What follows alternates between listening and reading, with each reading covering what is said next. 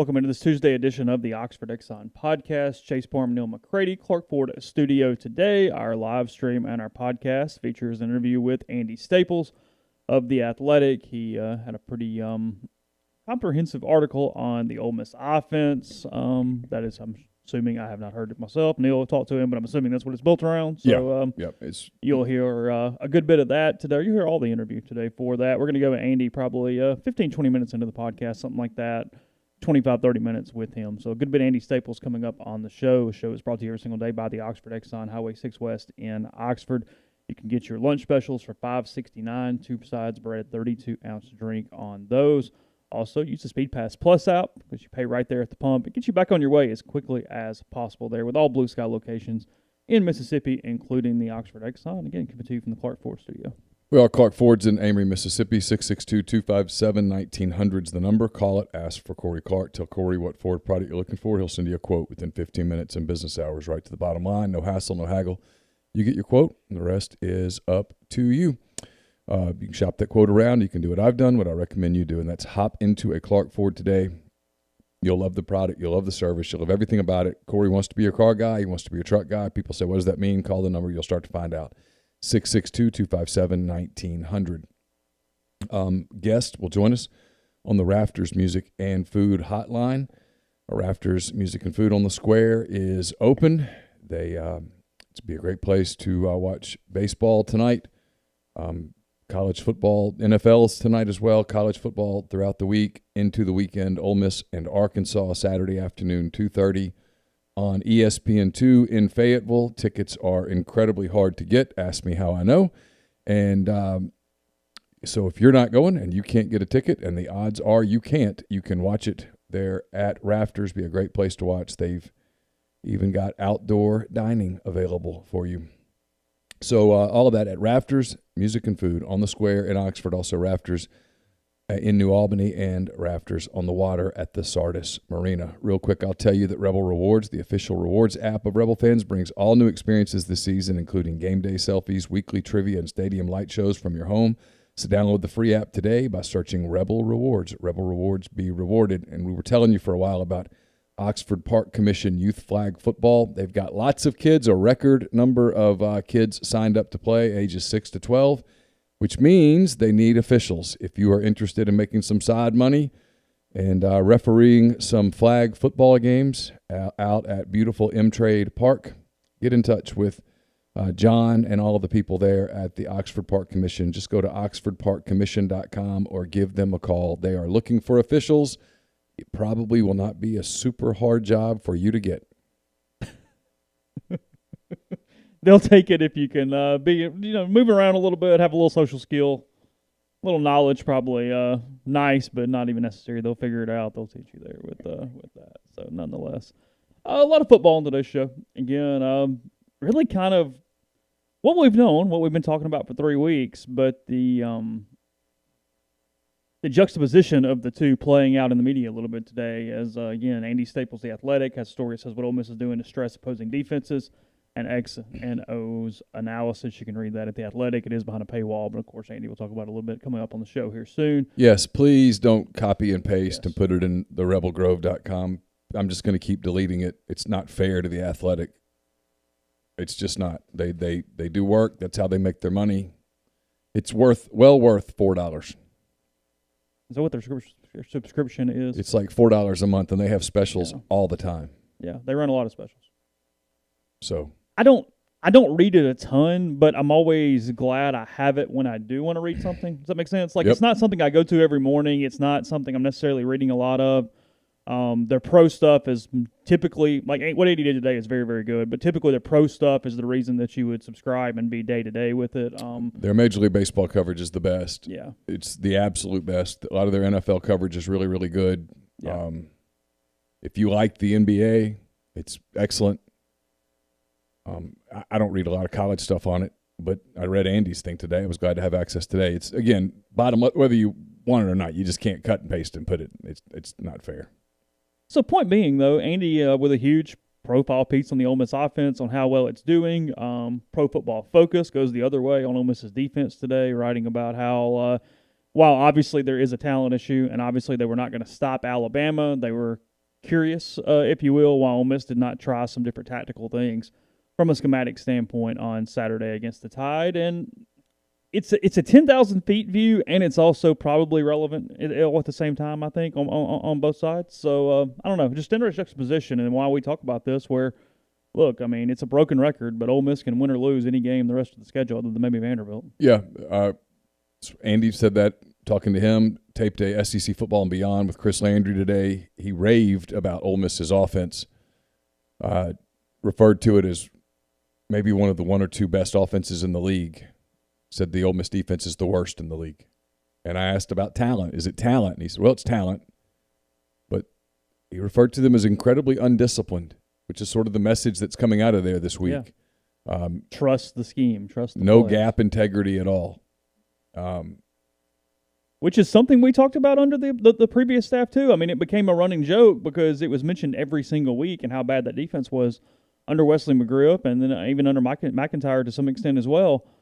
The eyes thing. That's what that means. They get caught looking in wrong places. Yep. They don't just do the assignment as whatever and make sure their eyes are in the place the assignment dictates. They're always looking around for something else. They're running stunts on the interior and not running through the right gap, which leaves another gap open. Mm-hmm. And you play in this league, the other teams are good too. They're coached too, and you play against good backs. And when you play against an offense as explosive as Alabama's and a running back as good as Najee Harris, if you leave gaps wide open, well, he's going to run through them. And then he gets into the second level, and he's harder to bring down. And he gets into the third level, and he's gone.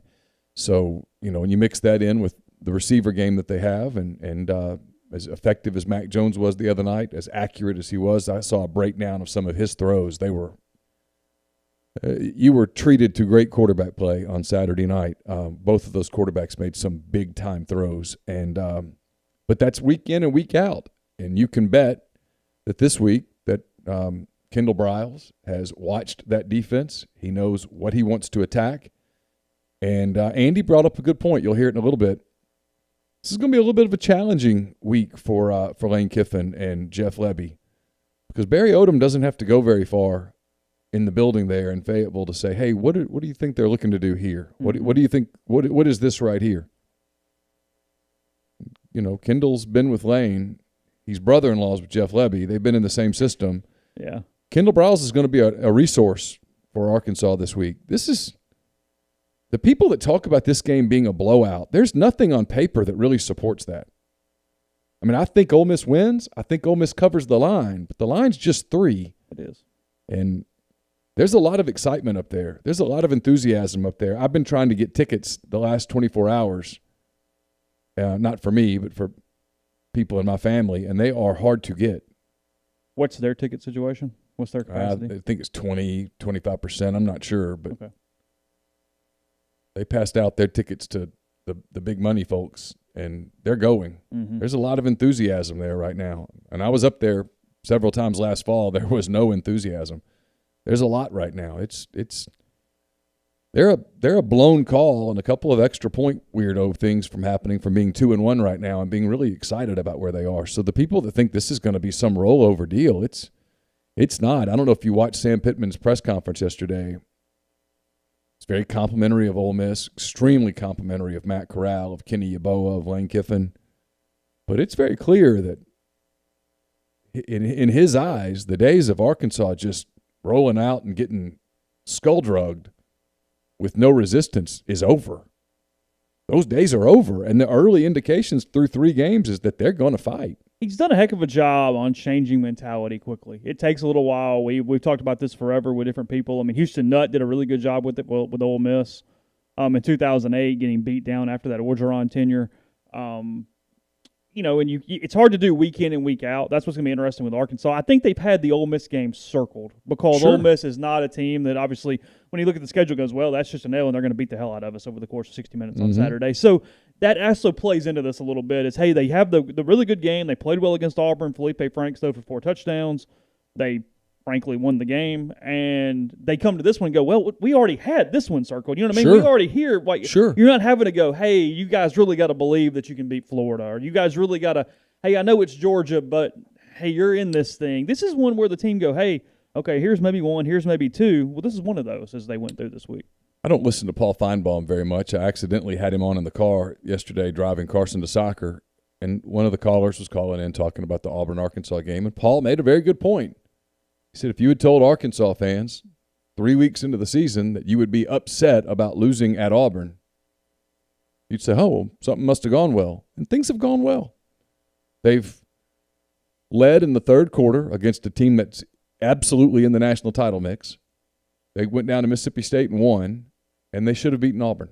They're in good shape. I mean, look, again, I think Ole Miss is better than them, and I think Ole Miss is going to beat them.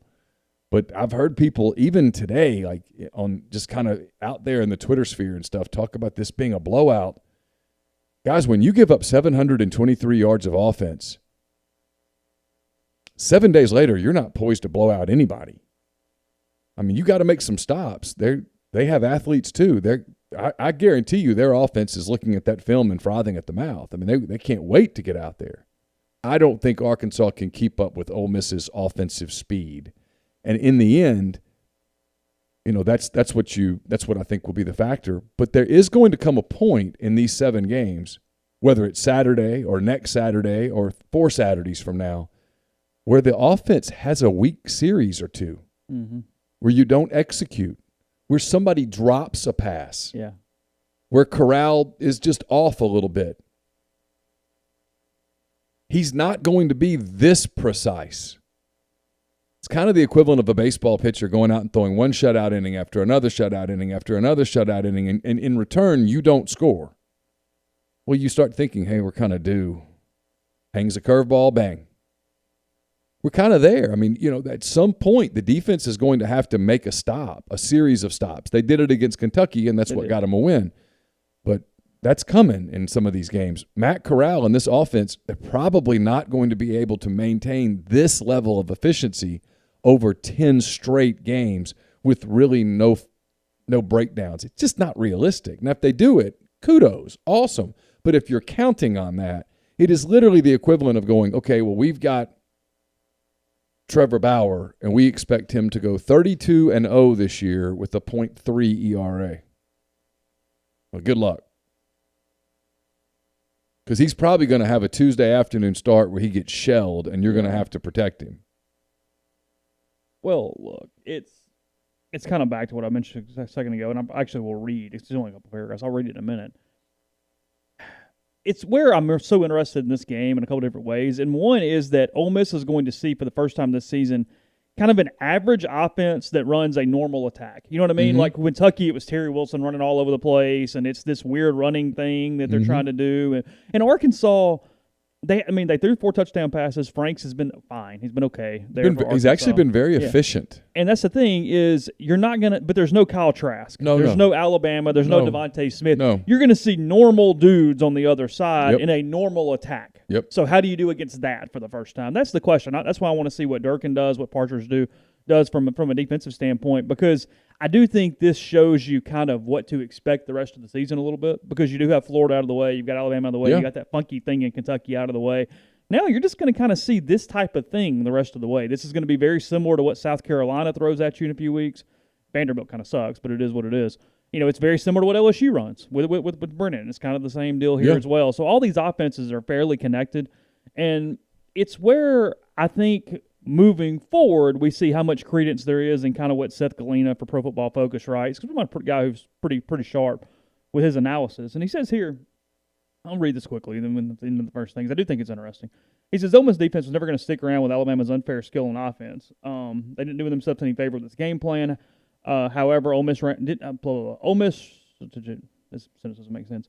Ole Miss ran any sort of too high coverage fewer than 5 times on Saturday night. The Rebels lived in cover 1 and cover 3 with a couple of snaps of cover 3 cloud. Their plan, one would assume, was to limit the Alabama rushing attack as placing as many defenders around the box as possible. They've been more varied in their coverages in the first 2 games of the season, playing middle-of-the-field open coverages 39 times against Florida and 59 times against Kentucky. And I'll skip some of the stuff, but he basically says this. He says, Ole Miss was never going to stop Alabama because of talent disparity, so why not play 2 high safeties, allowing yourself to get run on but to suppress the passing game a bit more. In their 1 high schemes, the Ole Miss cornerbacks were constantly exposed against the speed of Alabama's receivers. He's put some different things in there showing what he's talking about. He says, play 2 high, limit the explosive plays in the opposing passing attack, and live with whatever happens on the ground. Instead, Ole Miss gave up over 60 points and has easily the worst defense in FBS. It was a baffling game plan, and the insistence on continuing to call the same defense as the game wore on was just as bad. Again, Seth Galina there from Pro Football Focus. Yeah. And, I mean, there's more than just talent. Now, it's talent. And when you see Tisdale take the wrong gap on a base play that he's supposed to set the edge. If you've ever played defense in your life, you know about some of the fundamentals are setting the edge, being lined up, gap integrity, not overrunning things, keeping things inside, stuff like that. They just didn't do a lot of that. Now, my next game to coach football, not including a powder puff game, will be my first. But it goes all the way. It's Sophie's choice a little bit, though. When you don't have gap integrity, the players aren't following your plan as far as execution. And when you can't stop the run because you're not strong, and when you can't stop the pass because you can't get edge, Staples brought this up. Here's going to be the ultimate gauge of how well Lane Kiffin does at Ole Miss. Can they sign the kinds of defensive players that Georgia is signing right now? Edge guys, versatile guys that could potentially be strong safeties but also could grow into outside linebackers, defensive ends, defensive linemen who are athletic enough to be stand-up defensive tackles on 3rd and long. Are you able to get those kinds of people?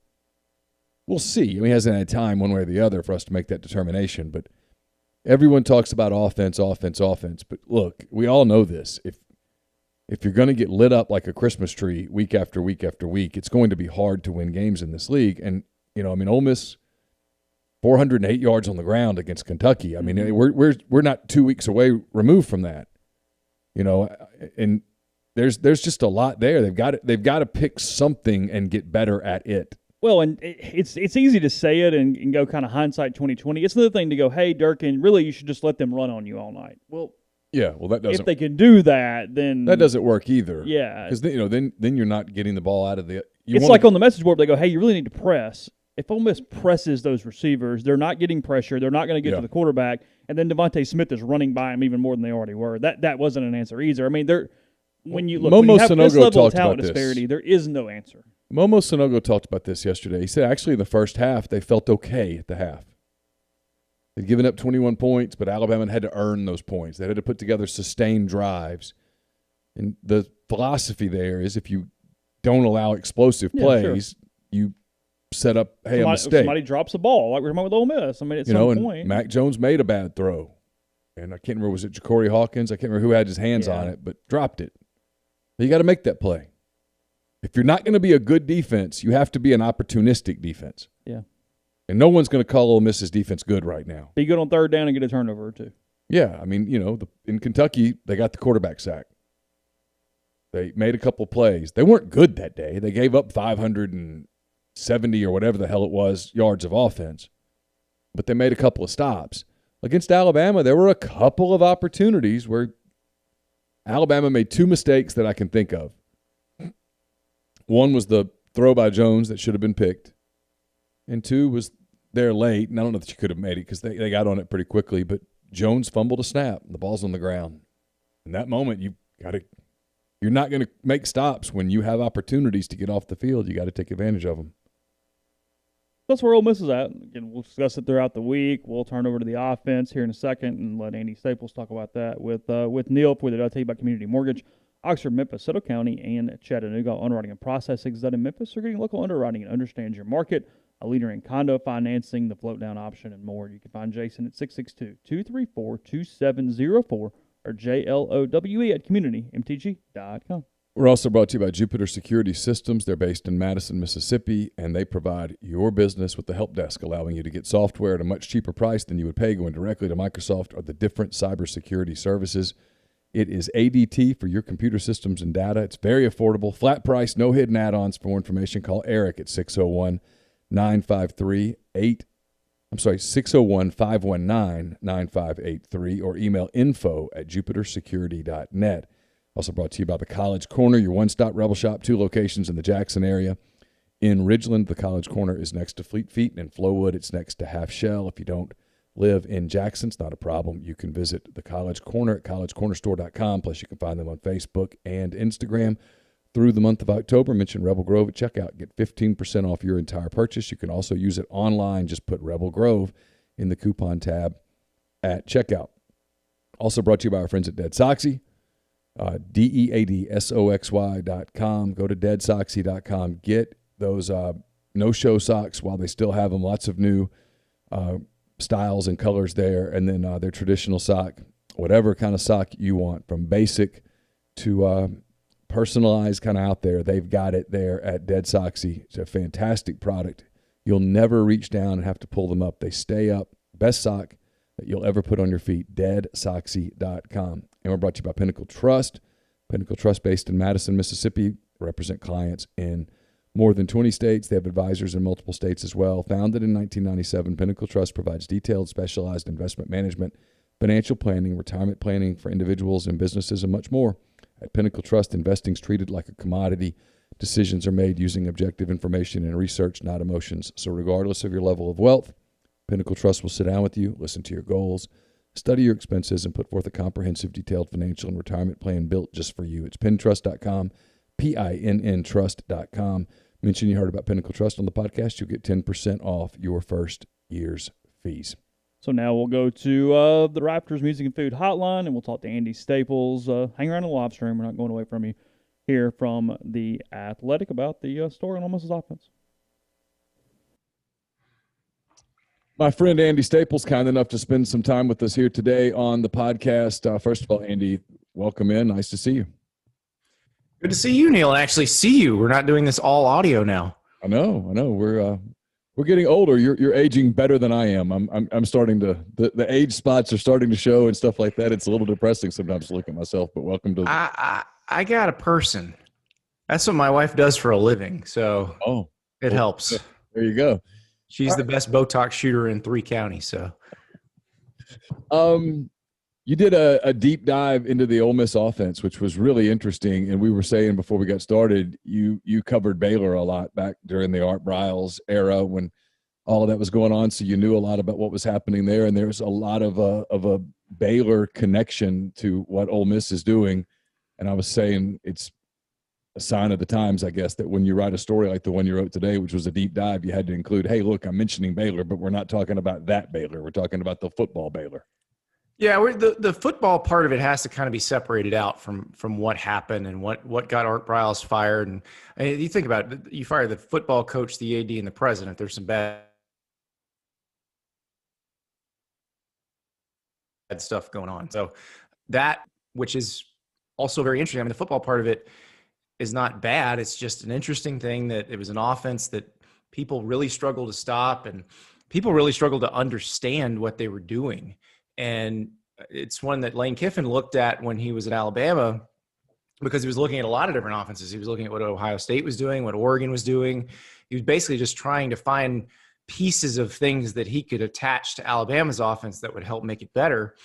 And he was very intrigued by what Baylor did, not so much in the pass game, but in the run game.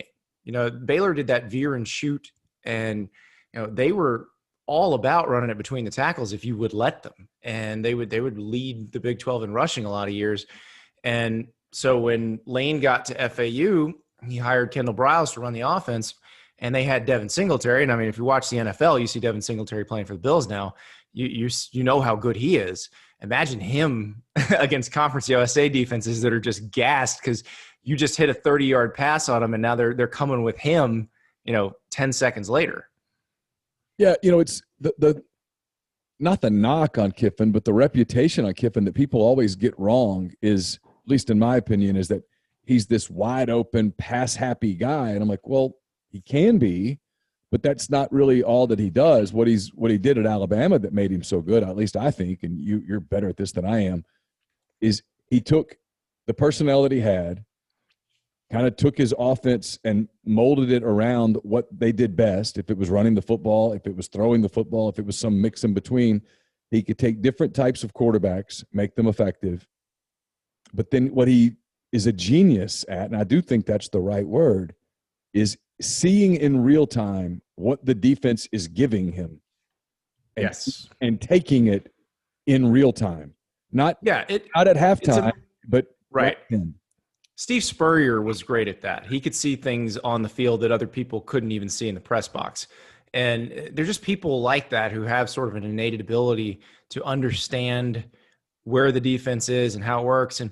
But there's a lot to this. And I think it's interesting because they didn't have a spring practice. One of the more impressive things this coaching staff at Ole Miss has done is get those guys ready to do this, especially the tempo part of it, without as much time to rep it. That's the thing you want to do during spring practice and preseason practice, and they didn't have time to do any of that. And I think it showed. I think if you watch the Florida game, they're a little bit slower. You see the receivers looking back at the sideline, kind of going, "Am I lined up right? Is this what I'm supposed to do?" There was none of that in the Alabama game. There was a sequence in the Alabama game, I think it was in the second quarter, where they went from a 3rd and 5 to a 4th and 1. And the 3rd and 5 play, they're nuclear wide. There's a receiver outside the numbers on the top of the field and a receiver outside the numbers on the bottom of the field. And then there's 2 slot guys, and you put the 1 slot guy in motion, which was Yeboah, I think, and they hand off. And they gained 4 yards. So you got 4th and 1. Now, you want to go fast in that situation, catch the defense off guard. But what's impressive about them going fast, they didn't just line up in the same formation again. The next formation they lined up in, they're on the left hash now. They had been in the middle of the field, so now they're on the left hash. So if you're watching it on TV, they're on the bottom hash. And there's 3 receivers on the bottom side. And then they got Yeboah, who's attached as a tight end, which means he's in a 3-point stance next to the tackle, also on the left side. So all 4 of your pass catching options minus the back are on the left side, and Yeboah is in a place where he hardly ever lines up. So they got lined up for that play in 7 seconds. They snapped it at 10. 7 seconds to do that. That's what killed the defense, because it winds up being just a handoff to, I believe, Snoop Connor, and it may have been Ely, but he bounces it to the right and just goes forever, because there is no one from the Alabama defense on the right side. And you say, well, why didn't you just put somebody out there? Well, because you have 3 receivers down at the bottom. Yeah. If you put a corner on the other side, they're just going to throw to one of those receivers. And I mean, that's the stuff that really stresses defense. If you only have 7 seconds to deal with that, you're not going to handle it very well usually. If you've ever played defense, you know that there's a lot of communication that has to happen with defense. You've got to get a coverage call. You've got to you got to make sure you're in the right alignment, the right personnel, people. Where's the tight end? Where's the strong side? You're doing all of those things. Well, communication does take a little bit of time. And if you're getting plays off in 8, 9, 10 seconds, that defense doesn't have time to get their play called. Or forget stealing signals and stuff. There are no signals to steal. There's no signals to worry about. And that's the funny thing. I was laughing when I heard that. And I think Saban was kind of joking about that. People took that and ran with it. But there are no signals that matter in that situation. I mean, if you look at Alabama's defense, they were thoroughly confused, because I don't think Ole Miss had used that formation to that point in the game. I'm trying to remember if they used it in the Florida-Kentucky game. Maybe they did. But the most impressive thing to me is that they could get them to do that, to, get the signal in from the sideline, or whether they signaled 2 plays at once. The previous play, I'm not sure exactly how they did it. But the fact that they could get lined up properly in 7 seconds in a formation that looked nothing like the previous formation on a different part of the field, I mean, that usually takes a lot of months of repetition to get right. That's typically a false start or an illegal procedure or not enough men on the line of scrimmage waiting to happen. Yep. Somebody doesn't get lined up right, and because you're not communicating with the line judge. Hey, am I on? Am I off? Who gets the credit for that? It's not just Kiffin, right? Because it's Jeff Lebby does a terrific. Oh, Jeff Lebby, absolutely. Because if you watch UCF's offense last year, the formations look very similar. This is the Baylor stuff. When you see receivers on both sides of the formation outside the numbers, that's that Baylor offense. Dino Babers runs it at Syracuse. Kendall Briles runs it at Arkansas. So I'm actually I wonder if this week's going to be a little bit tougher for Ole Miss's offense because Arkansas's defense sees a lot of these concepts every day in practice. It's not going to be as much of a shock to their system. So, but that's what it is. And it's interesting because it was very secretive. There was kind of only a few people who really knew that offense back in the mid 20-teens. And so it didn't proliferate the way that what Chip Kelly was doing did, and the way that what Rich Rodriguez was doing did, because those guys would share with everybody. And you could come in. Now, you couldn't always come in with Kelly, but you know, if Urban Meyer wanted to come in, he'd let him come in and they'd talk. And so a lot of ideas got passed around. That one stayed pretty much a closed system until the last year or two, when when you had Levy and he was looking for a job, and Randy Clement, who's their offensive line coach, who's with Jeff Levy. I mean, they were at this little tiny school in Polk County, Florida for a little bit, and then they got moving back up the chain. But then you had Kendall, who's been at FAU, Houston, Florida State, and now Arkansas. So those ideas are now sort of out in the world. So you'll see defenses catch up. Yeah, this is going to be an interesting week because of that, because Barry Odom's not going to have to go very far to to get some, hey, what are they trying to do? Hey, Kendall, what'd you do here? What would you do here? Yeah, exactly. It's going to be, what would drive you crazy here? And Lane and Levy know that's happening too, so they'll be adjusted to that. It'll be a very fast chess match. There won't be a lot of thinking. It'll be quick. But one of the things that I thought was so interesting with Kiffin going into this season was, and I'm not looping you in this group, there was a lot of lazy national media that kept just going, John Rice Plumlee. And I'm like, yeah, but John Rice Plumlee doesn't really fit what Kiffin would ultimately like to do, as well as Matt Corral might. Because as you point out in your story, Corral's a much better athlete than people give him credit for. Corral's a very good athlete. I mean, exactly. The thing is, a lot of those plays against Alabama, yes, schematically they were very well done, but they don't work if Matt Corral can't escape a sack every once in a while. And because that's people are like, okay, I write a story like this and they say, well, you make it sound like it's impossible to beat them. It's not impossible to beat. If you got good defensive linemen, just throw their offensive linemen to the side and get in the quarterback's face. It doesn't work. Those plays don't work. So let me ask you this about Kiffin. I get this question. I do a mailbag every Wednesday, and I was working on it early this morning, and I've got, 3 or 4 questions about essentially, hey, can we keep Lane Kiffin here? How fast does he leave? Does he leave at the end of this year? And my answer is always, at least right now, is, guys, he's coached 3 games. Let's slow your roll, relax. Kiffin a little bit a lot better than I do, certainly. And you're one of those guys that I think when you pick up the phone and call into a program, they take your call. When you just look at Ole Miss from, I guess, your perspective, which is a pretty, probably 30,000 feet with a really good camera. When you look at it, do you see a Lane Kiffin that could stay at Ole Miss for a period of time, or do you see a guy who's got wanderlust already? Well, here's the deal. So they just played Alabama. They did not win the game. Alabama has the best talent in the country, the second best talent in the country, the third. At the very worst, it would have the 4th best talent in the country. Yeah. And I don't think that's the case. I think it's probably 1, 2, or 3. Okay. They were a couple stops away from winning that game, Neal, with the personnel they inherited on defense. So if they can keep recruiting well on offense, and look, if I'm a quarterback, I'd want to play in this offense. I texted Lane yesterday and said, if I'm a tight end and I watch Kenny Yeboah in this offense, I want to play in it because they do with him all the things an NFL team wants to do with a tight end. But if they can, they use in the NFL right now, yeah, exactly right. If they can upgrade the personnel on defense, they can compete in the West. Now, I don't know that they can win it year in, year out, but they can be competitive in the West, much in the way that they were like 2014, 2015. I think that's possible. You put the 2015 defensive personnel with this year's offensive personnel, that's a pretty tough team to beat. So now here's the thing. The way you can do that now is going to change because the transfer rules are about to change. You're about to get the one-time free transfer to anywhere.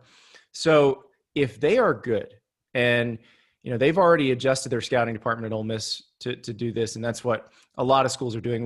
What you're going to see is the recruiting departments at most schools are going to mimic NFL scouting departments, where there's actually two prongs of it. There's, in the NFL, you've got the guys who scout the college players to see who they want to draft, but they also have the guys who scout the other NFL teams to see who they might want to pick up when they get cut, or see who they might want to sign in free agency. Yeah. So colleges are going to do this too, and they already have. Almost all the SEC schools have already started to separate this, where they'll have a scouting department that looks at guys who are currently in college who might be good transfer candidates. And then they'll look at the guys out of high school. Now, I still think you have to build off guys from high school, but you can fill in. And in a situation like Ole Miss, where you have one side of the ball that's pretty good and the personnel's pretty good, and the other side of the ball where the personnel's not very good, you can upgrade personnel quickly using the transfer portal.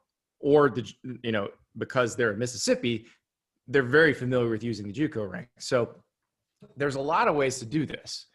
And I think it's possible. I mean, you saw them go toe-to-toe, at least their offense against the other team's defense, with Florida and Alabama. Those are two of the best teams in the SEC and two of the best teams in the country.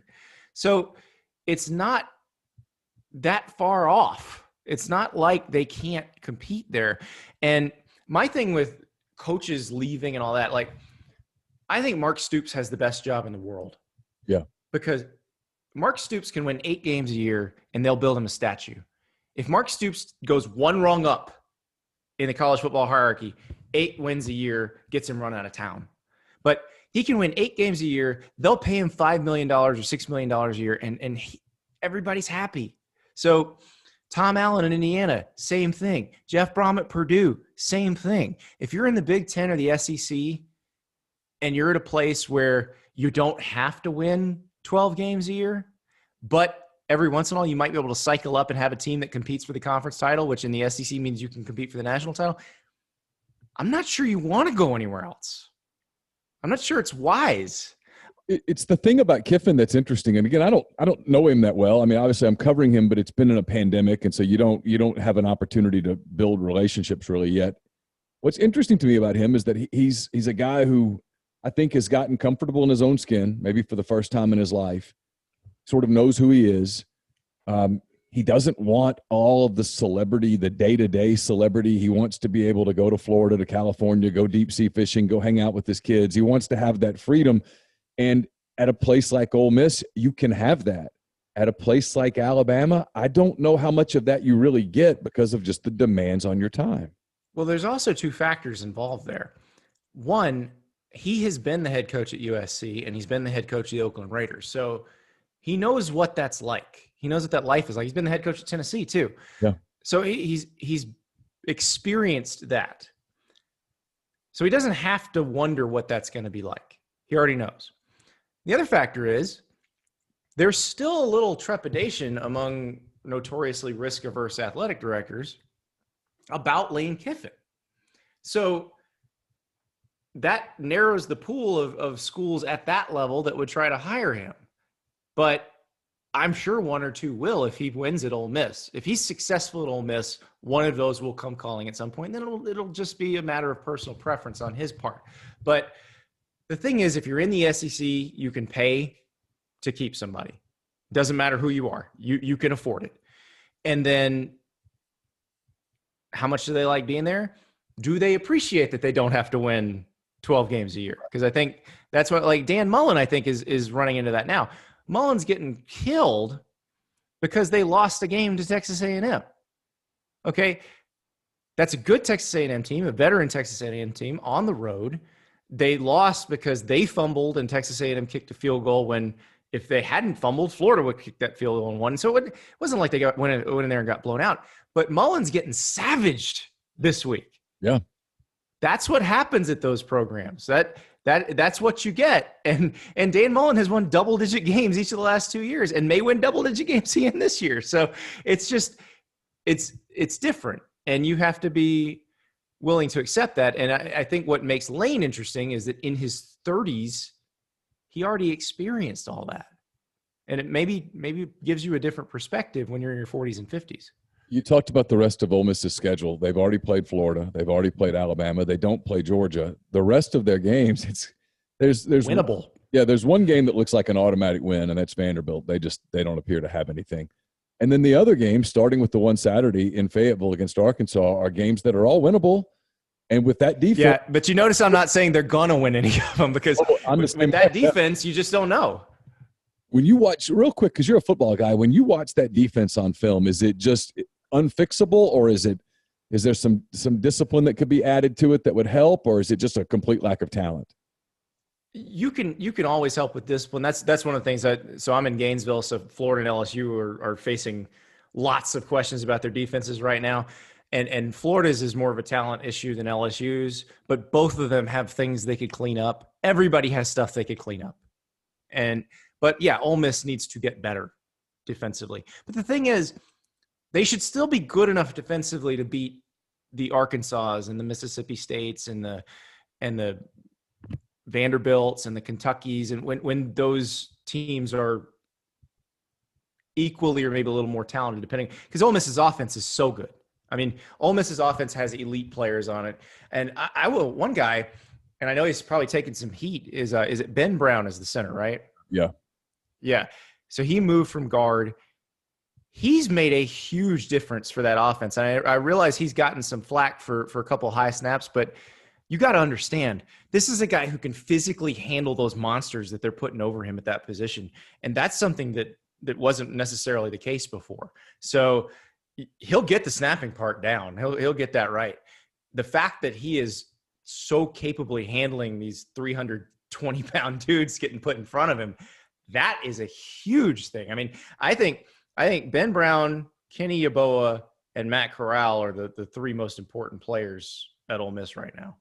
Yeah, you mentioned that about Brown, and you're exactly right, because they came in without the benefit of a spring, with the goofy offseason, and they saw, hey, we need to move Brown to center.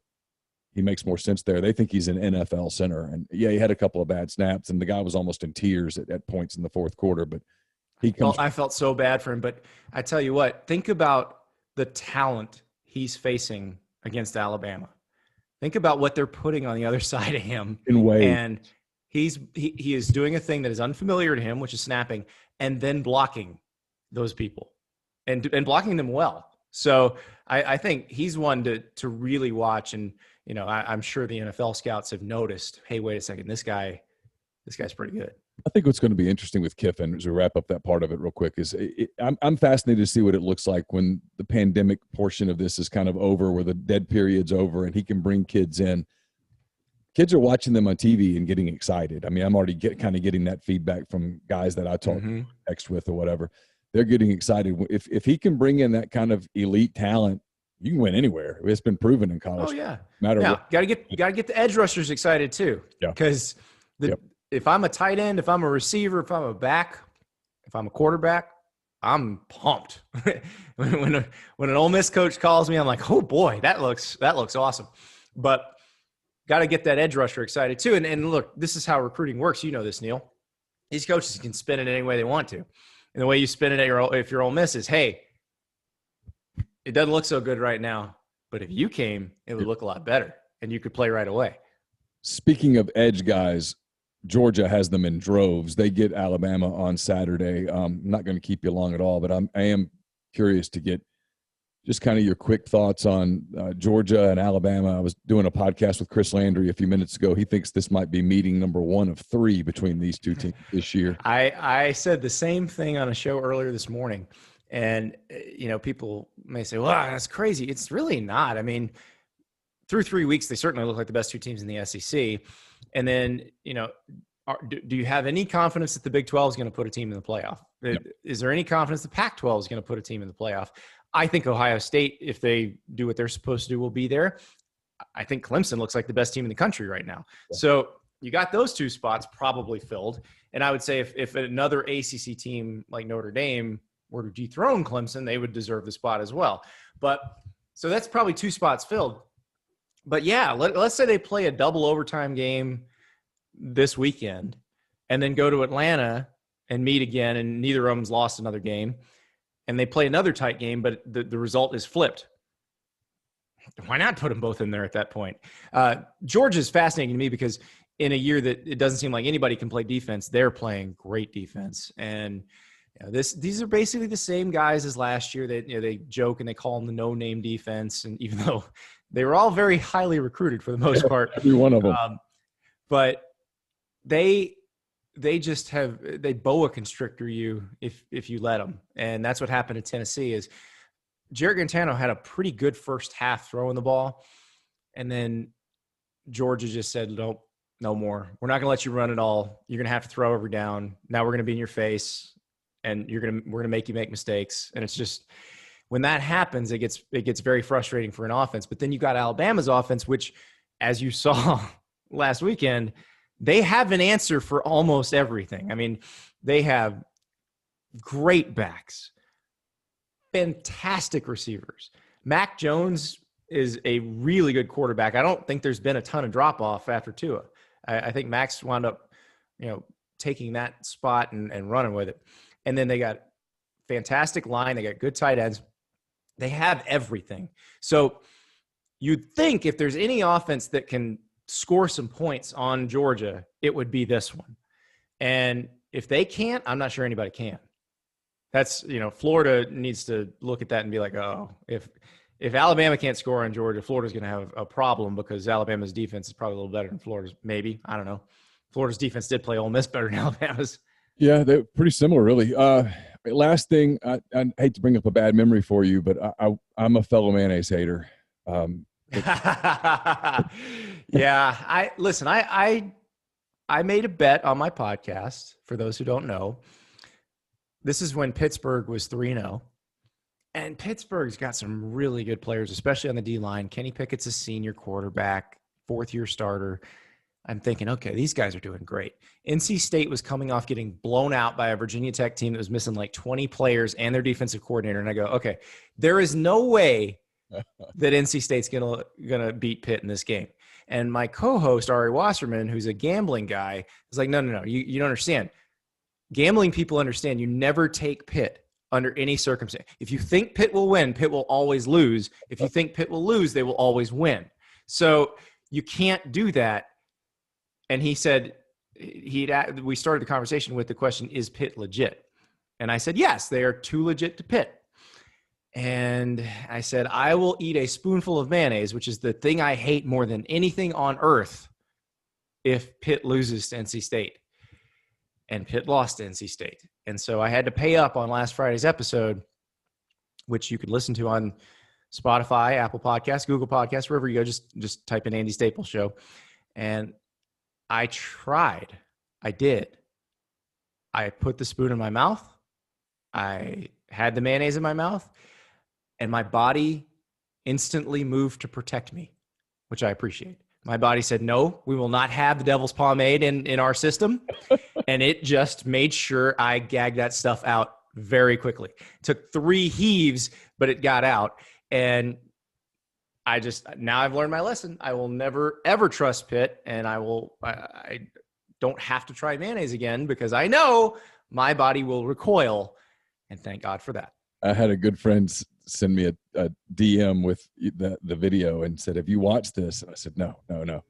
And she said, you got to watch. It's a little triggering for the fellow mayonnaise haters. And I said, I can't. And by then, of course, now I'm having to watch. Then you have to. The car wreck thing. And I suffered with you. I'll just say that. Did you watch the slow-mo? Because the slow-mo is the best part. I did. I've seen it all, and everybody else is laughing at you. And I have empathy, sympathy, all of that. There was no laugh at all for me. It was just torture watching you go through. Listen, Neal, I deserved it.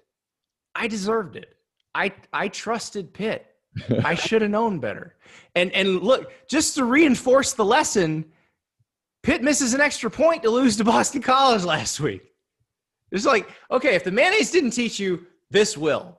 Yeah, leave the Panthers alone. That's the lesson, and never bet mayonnaise. Just well, that one's over. We got to come up with a new one now. I don't know there's nothing I can do that'll be that interesting after that. No, it was really, really good, and so was your story today. Really enjoyed it. I know the Ole Miss fans listening to this are already talking about it on my message board and other places. So thanks very much for the time. Really appreciate it. Take care of yourself. Thanks, Neal. What'd you think? What I expected. Andy's always entertaining. He's good. He's knowledgeable when he sets his mind to one of these type stories. And yeah, I mean it's look, Lane Kiffin and Jeff Lebby are great together. They work well together in a way that, you know, kind of have these defined roles. You know what you're trying to do. I mean, it was maybe it got brushed over a little bit because everybody want to know, hey, who's the defensive guy going to be? Who's Lane going to bring in to run his defense? Who's the recruiter? And you got Partridge and Durkin, and it makes good hires there. But I think on the offensive side of the ball, so much of the fan base went, hey, Lane's just going to call the play, so who really cares? Just give him some dude. And Jeff Lebby's done one hell of a job so far, and he picked, in a way, you know, he had Bryles over here, and he had Lebby, and trying to figure out, hey, who's the fit to complement the best? He's obviously worked with Bryles before, knows Lebby in a lot of different ways. This may end up being the thing that meshes everything together, maybe more than anything else, because – look, right now, there's not a ton Partridge can do. They can't recruit off campus. I mean, the dead period is the dead period is the dead period right now. The defense has to have better players. But what helps get the defense better players is you win a little games, you get a little notoriety, you get some branding, and you score a lot of freaking points. So you look at it on the offensive side and you go, hey, if I go here, they got a quarterback, they got wide receivers, they're going to win some games. They just need a little help. It's kind of what Andy was talking about. When you're trying to rebuild both sides, that's a mess. I mean, you're just a bad program at that point. But Ole Miss isn't seen as a bad program. They're seen as a hell of an offense that just needs a little help on defense. And I think that when you really go back and look at it, the ability that Lane and Lebby have together to make this possible through 3 weeks, it helps everything. And it's probably something that hasn't been emphasized enough to this point. I'll tell you what struck me is here you have a week. Ole Miss is 1-2. I mean, that's their record. They are. You know? Now, get it. We're viewing it from 3 feet, not 30,000 feet, and so we know that it's a really good 1-2. But it's 1-2 regardless. Sure. This week, LSU plays at Florida. They do. And Georgia plays Alabama in a game that everyone's been talking about justifiably for a long time. Sure. And Andy Staples, who's one of the top, 5 college football writers in the country, sure, is not just writing about Ole Miss, but writing in depth about Ole Miss, about Lane. That's what struck me this morning was not just the story, which was very well done, and it was very well reported, and Andy gets a level of access because of who he is and who he writes for, but that he's writing about that on a day when it would have been super easy for him right there in Gainesville to write about LSU Florida. Look, it's something that you and I are not as aware of because we're talking for hours after games and we're talking during games and we're not just sitting on the internet, we're not killing time and we're not doing some of those things that we've done in the past or that the average fan's doing. Ole Miss, from a ratings, social media, engagement, entertainment standpoint, was in the game of the week on Saturday. Yeah, for sure. Night game, ESPN2, Ole Miss, Alabama, and it's 42-all, and they're going, holy hell. People were cheering for them. Yeah, they were in the game of the week. They have this thing going for them right now where, frankly, their brand has elevated above their ability level at the moment. Now, their offense makes them fun, and fun's good. I mean, look, we said this the other day when I was talking to, I guess we were talking to Pete during the second quarter. During a rebuild, if I've got to be really good on one side and really bad on the other, I'll take the good offense. Let's score some points, and we'll figure that out. But that's allowing them to punch above their weight right now. And that's what you see with Andy writing about them this week. And it's something that, because of how the schedule sets up, they can sustain. If they just win the football by 1 point or 90 points, win the game this week. They don't have to beat Auburn. Just play fine that week. Score some points. You know what I mean? Yeah.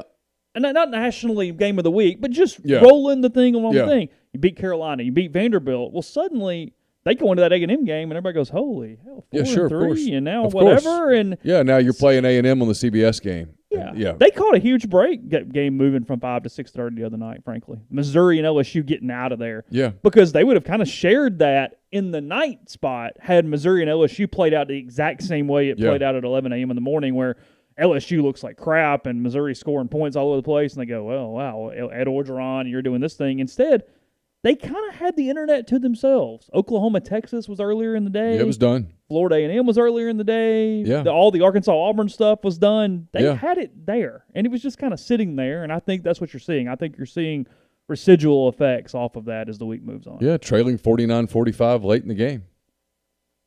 I mean, damn. And then you get this kind of publicity, and this is the kind of publicity that is hard to get. Now, the Pro Football Focus publicity is not the publicity you want, but it's fair. It's fair.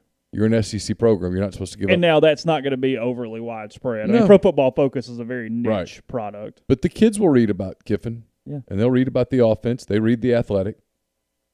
It'll be thrown in front of them. Oh, for sure. Yeah. Yeah. Yeah. You know, we had that story. I put it up yesterday around, I lose track of time. It was around noon, I think, the story about the virtual visitors. You go and look at the kids who spent the day virtually with Ole Miss. And I know people go, when are y'all going to call those kids? I've messaged a bunch of those kids. Kids just don't respond like they used to. They control their own message. The fact that kids stopped and spent the day online on a Saturday with the college football program is significant. It tells you they're interested. If you read Zach's response that he got from guys on Sunday, I guess into Monday, they're all saying the same thing. Yeah, they kind of caught my eye a little bit. I'm interested. You know, they've got to get out of the pandemic and all that, and they've got to keep doing it. They've got to stay fun. And like Andy just said, sustaining it week after week after week is harder than doing it once or twice. Sure. But you juxtapose that with what's happening in Starkville, where it's borderline chaos from the outside looking in. It's kind of the stars are lining up a little bit for Kiffin, if you think about it. If you look around the rest of the division, and that's who you compete against when you're Ole Miss. Make no mistake, it's one of the funniest things when people say, "Well, you know, I don't know how you judge." I do. You judge them against the 6 people in your division. Sure, yeah. And so that's just reality. You look around the division, and there's Alabama, and you just got a measuring stick against them. And frankly, you're not as far away as people thought you were. You're against Auburn. Right now, you don't look like you're that far behind Auburn. You got LSU, which has issues, major issues on one side of the ball, some chaos on one side of the ball. You've got Arkansas, which we've talked a lot about, but Andy Staples didn't write about Arkansas today. They're 1-2 also, and they are a blink of an eye from 2-1. But he's not writing about Arkansas. That doesn't get the clicks. No, they're not nationally relevant right now in any way. Texas A&M just came off a monster win, and he's not writing about Texas A&M. He's writing about Ole Miss. Tells you something. And I don't know how long Alabama can maintain this. I mean, Saban turned 69 on Halloween. There's no signs of him slowing down. That kind of is what it is, whatever right now. Yeah, but that's not – in many ways, if you're Ole Miss, you like having them in your division because there is always this standard that you shoot for. Yeah. And they are the standard. We can all joke around and make jokes and make accusations and innuendo and whatnot. They're the standard. Mm-hmm. You want to get to Atlanta out of the West, you've got to get through them like LSU did a year ago. Sure. If that's what you want to do, that's who you have to go through. To me, it's one of the real strengths of Lane Kiffin. He absolutely knows precisely who he has to go through, and he's been there and knows the inside outs of it. It's one of the things I think has tremendously helped Kirby Smart at Georgia. Yeah. He knows who he's up against. Mm-hmm. Podcast brought to you in part by Visit Oxford. Visit oxfordms.com as the website. Go to the events page, see everything going on in town the Friday of every home football weekend from 3 to 4. The double-decker bus will be out in front of Visit Oxford. Obviously, Ole Miss and Auburn, the next home game. That's at 11 a.m. on October 24th and more. Tunes Around Town returns in November and more. Still outdoor dining available all over town, so a lot of places to eat, stay, and more, as well as to do and see. Again, check the events page and find out more. Visit oxfordms.com. Rebel fans, now that you've seen yours truly and Mr. Parham model our new Blue Delta jeans, it's time for you to punch it in the end zone. Get yourself a new pair ordered, whether it be raw denim jeans, Genos, or duck canvas pants. Your next trip to Oxford needs to include a stop by the Oxford Studio to get your next pair of custom pants ordered. The Blue Delta Oxford Studio is open from 10 to 6 Monday through Saturday, or you can schedule a private fitting by reaching out to Blue Delta on social media or at info@bluedeltajeans.com. If you aren't making it to Oxford soon and are ready for your next pair, same thing. Give the guys a shout. They'll get back to you and get you taken care of at Blue Delta Jeans. We're also brought to you by John Edwards of Regency Travel Incorporated in Memphis. If you are wanting to get a trip, wanting to get away, certainly understandable. All you got to do is get in touch with John, say, hey, what are the deals that are out there right now? Tell him something specific you have in mind. Give him some parameters, give him a budget. He will give you options you won't find on your own, and you don't have to live in or near Memphis to take advantage of his services. 901-494-3387 or send him an email at jedwards@regencytravel.net. First-time clients can save $50 off their first booked trip just by telling John you heard about Regency Travel on the podcast. We're also brought to you by Grenada Nissan. If you're in the market for a Nissan vehicle, Grenada Nissan's the place to go. They've got a complete selection of new and previously owned Nissan vehicles, great lease deals as well. It's GrenadaNissanUSA.com. And we're brought to you by Oxford University Bank, OUB, locally owned and operated right here in Oxford. When you deposit money at OUB, that money and the vast majority of the bank's profits go right back into the Oxford community. OUB also gives its customers the absolute best cash checking account. It's called Kasasa, and with Kasasa, OUB will pay customers 2.5% interest on their balances of $50,000 and refund ATM fees nationwide. To learn more, go to liveoxford.bankoxford.com or call 662-234-6668. OUB is FDIC insured. So let's see what else we got going on. Just a couple things here quickly. I'll have more coverage later on today, but Ole Miss baseball back after the COVID thing. They actually came back a little earlier than people thought. Today was supposed to be the first day back, but they scrimmaged all weekend as well. Nobody died. Not apparently. Mike would not give specifics. However, he said that, and I didn't realize this till I guess it was a couple of days into it, and not at the very beginning. They had to shut down from team activity, but if you had already been a previous positive, you could still practice. So they had about half the team or so that was able to still function and do most things throughout the break. He's frustrated. I thought he got pretty long-winded, but he was. I mean, as Mike typically is, pretty human today. I'm just saying, hey, you're flexible. You're trying to figure it out, but it just kind of sucks day after day after day, dealing with the fact of you're getting shut down, being told what you can do one day, you can't do the next, and trying to figure out the schedule. He was complimentary of the NCAA. He said that essentially they've turned the clock off and told them just make up the days how you can and not get hamstrung by some of the minutia that typically the NCAA would get you on, that they're not doing that. They told them to just make it the days up and figure it out. He said the only little bit of problem is that Ole Miss finishes their semester so early that they have to make sure they're done before exam week. He said that's his only Which is little Thanksgiving window. week. Yeah, it's right around there. He said so that's the only thing. He said he thinks that instead of October 30th, which is when the Pizza Bowl was supposed to be, he said he thinks they're going to do the Pizza Bowl now like November 17th or something like that. So they've got enough time to make it up as they move forward. So we get Kermit Thursday, Mm-hmm. and I don't know that I'm going to do it on a teleconference, but there's a story that we've got to start working on. You, me, everybody else who covers teams. And that's, what does attendance look like? Mm-hmm. What are you allowed to do? What are the rules? What are the protocols? What are the numbers that you look at? What are the metrics that you look at? Because we're talking about sports that in a normal year, basketball makes a little bit of money, baseball makes a little bit of money. I'm not minimizing, I'm just being real. But at a program like Ole Miss that normally makes money in baseball, for example, if you can't put people in the stands, or you can't put but a certain percentage of people in the stands, do you have to cut expenses so that you now break even, or so that you minimize losses? In basketball, I'm still waiting for schedules to come out. I'm sure it's one of the things we'll talk to Kermit about. What do those look like? How do you do that? Is travel different? Do you travel differently to save money? Because I'll be honest, I thought for the longest time, once we're 3 weeks from Election Day, and I didn't think it was necessarily tied to the election per se, but I thought when the election came and went, this would sort of go. And I no longer think that. Well, it's a couple different things.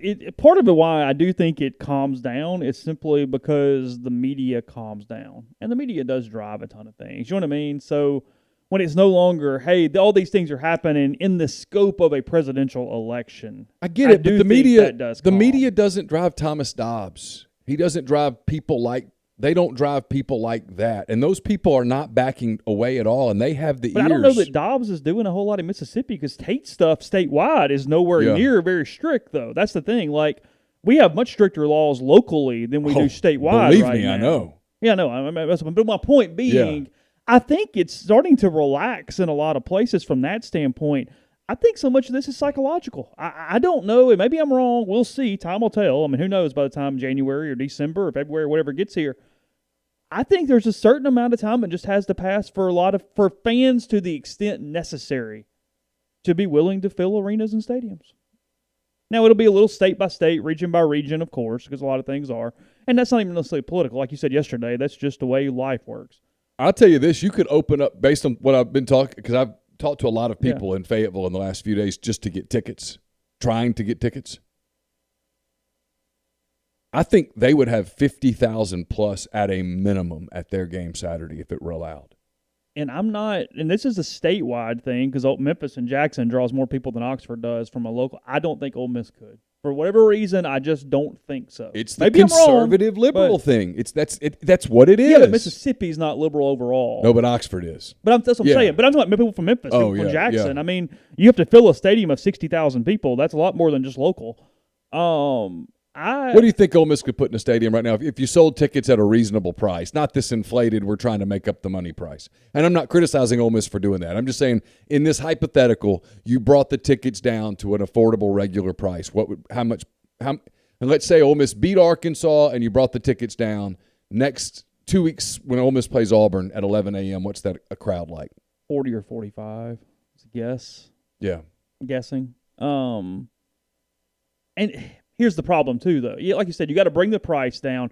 It's so jacked up on trying to understand this because so many people either used a lot of what their just budget was for tickets early or have kind of moved them around now. So I don't think there's a way to even know the answer. Like, I think if they came out next week and said, hey, 50%, 75%, whatever, so much – again, it's not a criticism of Ole Miss, but so much damage has been done budget-wise at that point that it's not an accurate apples-to-apples thing on what it would look like had the season. But, I mean – dude, we talked about this pre-pandemic. We thought Ole Miss was going to sell 45,000 season tickets. They probably were. Yeah. Oh, I think so too. And I'm just telling you, pre-pandemic, I think Arkansas sells out this weekend. Pre-pandemic, I think Ole Miss sells out against Auburn. Oh, I do too. Yeah. I mean, this is. Yet you listen to people like I don't want to pick on a particular school because Arkansas has one of these calls on Thursday, and I'm going to be on it listening for keywords. Ole Miss had a call for parents yesterday. Okay. It was poorly done. They didn't give them the answers they want. No one's willing to come out right now and say the words, hey, look, the plan is in-person classes. The plan is we're going to get back on campus and get back to normal. That is the plan. That is what we need to do. That is what we're trying to do. That is the absolute goal and objective. No dancing, no words, no. At some point, someone has to be willing to say, and I know what I'm about to say is very unpopular. That town hall thing yesterday? Yeah. What were we talking about? Is that what we're talking about? Okay. At some point, someone has to be able to say, hey, look, we have to learn how to live with this thing. It's time to accept that. And if you are someone who is too scared to do that, then you're going to have to find another path. And I know that's mean. I get it.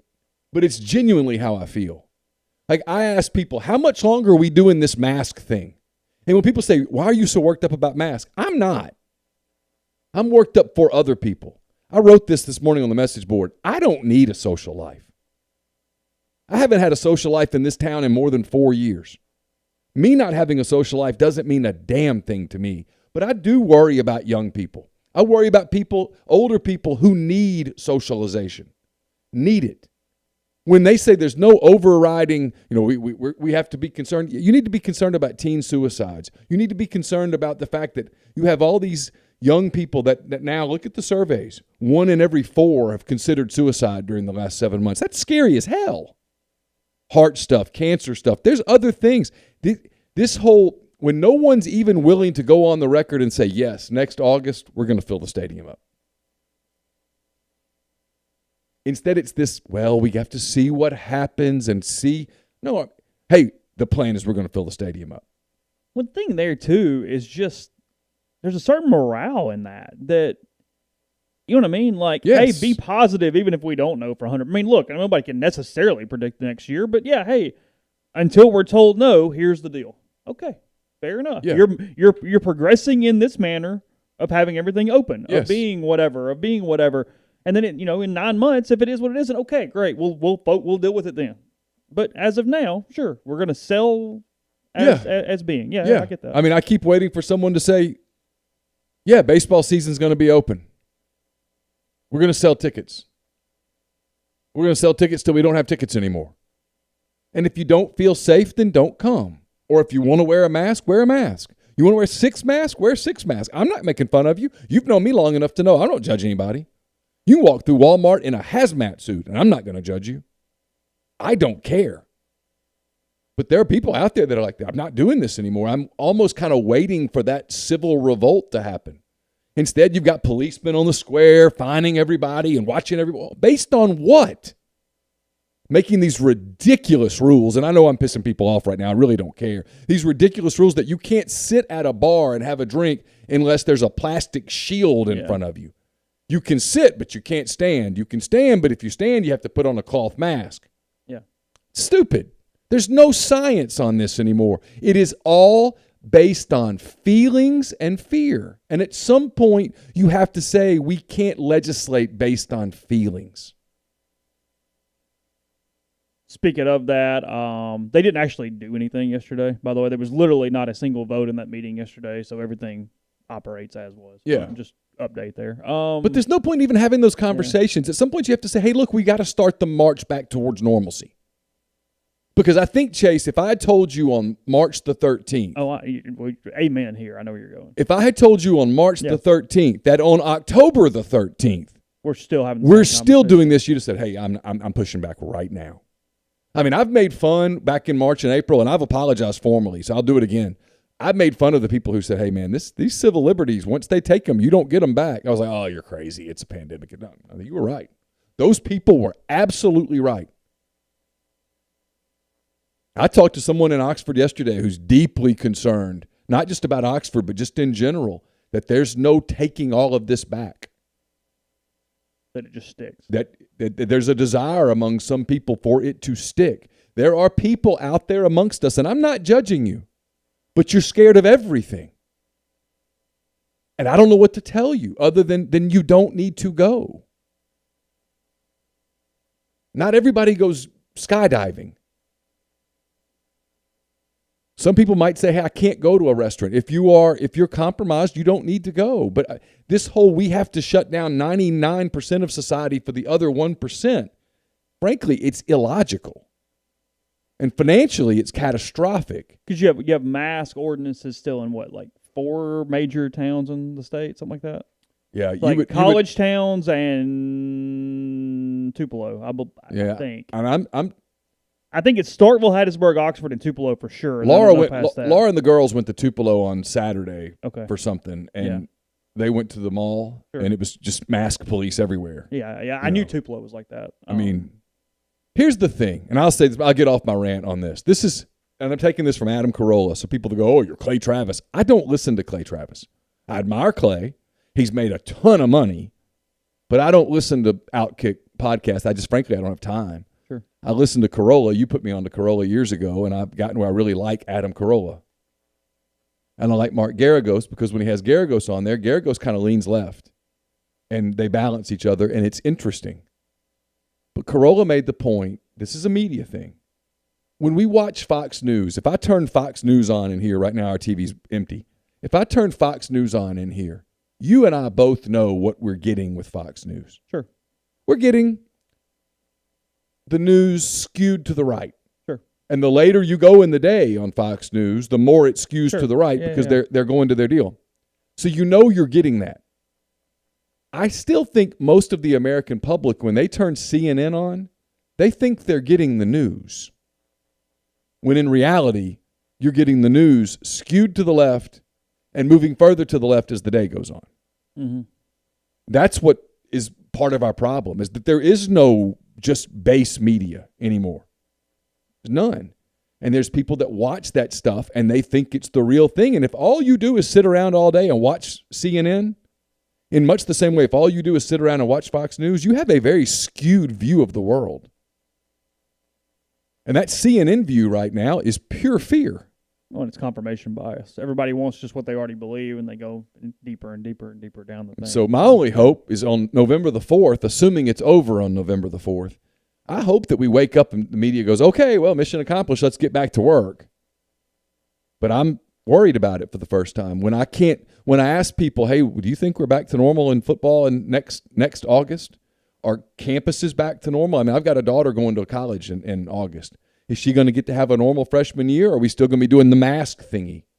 Because 0.00001% of young people her age get sick.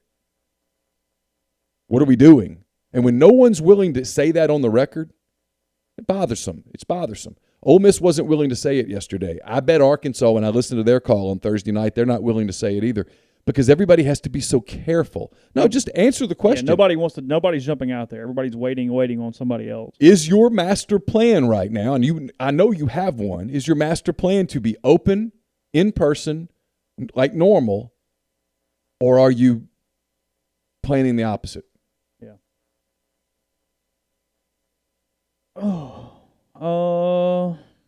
Probably tackle that tomorrow. Let's see. I'll tell you real quick, my mailbag will be up tomorrow. It's brought to you by Whitney McNutt of Tommy Morgan Incorporated Realtors, serving you for all your real estate needs in Oxford and Tupelo. She sells land, condos, commercial, residential, family homes. 662-567-2573, 662-842-3844. Also brought to you by Bain, Moss, and Bowen. Located in historic downtown Corinth, their firm practices a wider range of law, from DUI defense to car wrecks to representing government entities. The only firm in Mississippi made up of a sitting state legislator, a former assistant district attorney, and a former circuit judge. Their experience is unmatched in that regard. You can tap into it by visiting them at 618 East Waldron Street in Corinth, or by calling them at 662-287-1620. Also brought to you by Meadowbrook Wealth Advisors of Draymond James, a team in Jackson providing planning and investment guidance to clients across the state and the surrounding areas. Financial advisors Bill Geary, Logan Phillips, Chris Carrero, and Ryan Geary are partners with a commitment to personalized service. Call them at 601-368-2215. See if they might be a good fit for your financial goals. Raymond James and Associates Incorporated, member New York Stock Exchange, SIPC. Chase and I will sign on Saturday at 12:30 with the scoreboard business, brought to you by The Rogue. The Rogue, your destination for fine men's clothing. Their stylist hand-select pieces from top designers. And they've got Peter Millar, Duckhead, Martin Dingman, Halsey, just about everybody you want. You can check them out at 4450 I-55 North in Jackson, or at therogue.com. And last but not least, we're brought to you by Heritage Properties, home to 3 communities in Oxford: Faulkner Flats, Cambridge Station, Lexington Point. All 3 properties, multifamily housing, on-site management, maintenance, pet-friendly, and they offer short-term leases. At Cambridge Station, they have renovated 2-bed, 2-bath apartment homes 5 minutes from campus with multiple amenities, including free cable and internet, and they're currently offering a single occupancy special. So contact live@cambridgestationapts.com or give them a call, 662-234-4558. Pretty good sports night tonight on television. You got Dodgers Braves at 5:05 Central. Braves with a little bit of a ninth inning explosion to beat the Dodgers last night, 5-1 in Arlington. Sorry, I was forgetting what the game was. I'm going to say LA because they're the home team again, but nonetheless, 1-0 Braves there in that one, and then Tampa Bay up 2-0 on the Astros. Game 3 of that, 7:40 Central Time tonight on TBS. So FS1 for Braves, TBS for that. We also have football tonight, Buffalo and Tennessee. That is in Nashville on CBS at 6 o'clock. So those are your... Any fans allowed in Nashville? I don't know. I don't know what they're doing up there. Not sure. So anyway, yeah, that's that. Braves-Dodgers was one hell of a baseball game last night. Mm-hmm. And then Dodgers have scratched Clayton Kershaw tonight. So is that right? A little bit of a change there from a pitching rotation. Ian Anderson going for the Braves. Scratch for the series or just for the day? For today, but back spasms. Oh. So we'll see what that means and where they go from here. But nonetheless, not today. Shows you just how hard it is to win a championship. Yeah, Dodgers potentially again not able to do it. Well, by far the best team in baseball over the last few years collectively. Yeah, and Kershaw's been the best pitcher of his generation, really. Yeah, and just it's hard to get a title. Really hard. So that's on tonight. We're back tomorrow with another show, and then obviously our Thursday night, and then the weekend, as Neal mentioned, logging on sometime around 12:30. So we are at 12:30. We appreciate all the live stream. Good amount of content there. Appreciate you guys, and we'll talk to you tomorrow.